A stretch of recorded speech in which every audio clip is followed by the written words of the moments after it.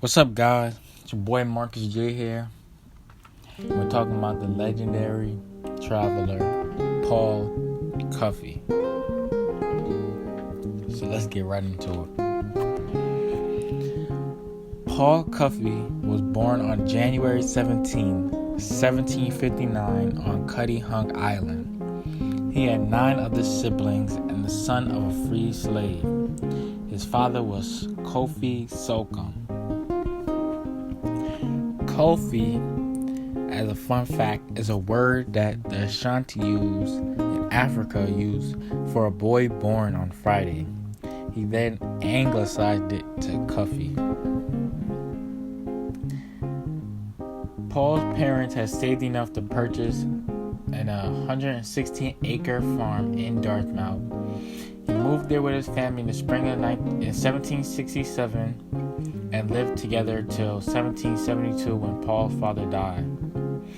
His father, Cuffee, was a very skilled carpenter who had his freedom in 1745. He raised the Cuffee family in Dartmouth, Massachusetts before Cuffee died in 1772. Paul always liked ships when he was young.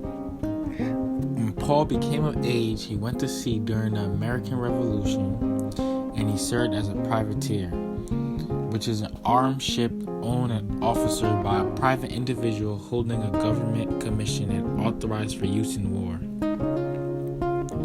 He was sneaking American supplies through the British blockades to deliver to Nantucket. Later in 1783, he married a Native American woman named Alice Paycoit. Sorry if I butcher these names. And they later had 7 children. After the American Revolution, Paul and Michael Weiner opened a shipyard. Paul also made ships named the Hero and the Alpha. He was one of the first people on his Back to Africa message. He brought many Africans back to Africa, particularly Sierra Leone. Now at this time, there was a lot of American slaves who received their freedom by running away from their slave masters. They joined the British and called the Black Loyalists. Now, a Black Loyalist was a person of African descent who sided with the Loyalists during the American Revolutionary War. In particular, the term refers to men who escaped the enslavement of patriot masters and served on the Loyalist side because of the Crown's promises of freedom.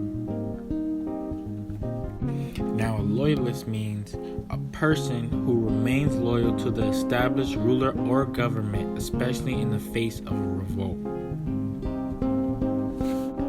They joined the British and was called Black Loyalists during the Revolutionary War. In 1776, he was captured by the British crewing on a whaling ship and got locked up in Nova Scotia. And when their conditions became harsher, they were petitioning to be relocated in Sierra Leone. Now, years later, in 1812, he was coming from Sierra Leone and was met with a huge surprise. He was surprised that when he came back to the U.S. was at war with Great Britain. And he found his ship by the IRS, formerly known as the U.S. Revenue Service in Newport. So within days, Paul Cuffee got in contact with James Madison, the 4th President of the United States, and demanded that his ship be returned. And James Madison immediately arranged for his ship to be returned. It was also said that he was the first person of color to step through the White House.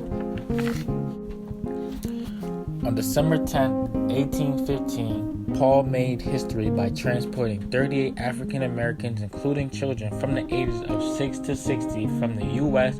to Sierra Leone on his ship that cost $5,000. $5,000 in 1815 equals the purchasing power of $83,700.32. Now, they arrived on Sierra Leone shores on February 3rd, 1816, and those African Americans became the first African American to willingly return to Africa through an African American initiative. Paul Cuffee was one of the wealthiest black people of the 19th century in America.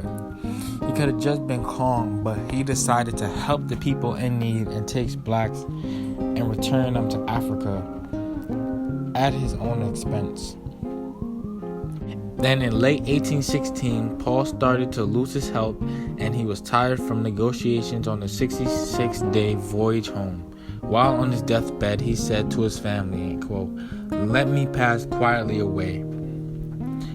His work continued to live on through people such as Henry Highland Garnet, Bishop Holly, Martin R. Delaney, Bishop Henry Turner, and last but not least, Marcus Mosiah Garvey.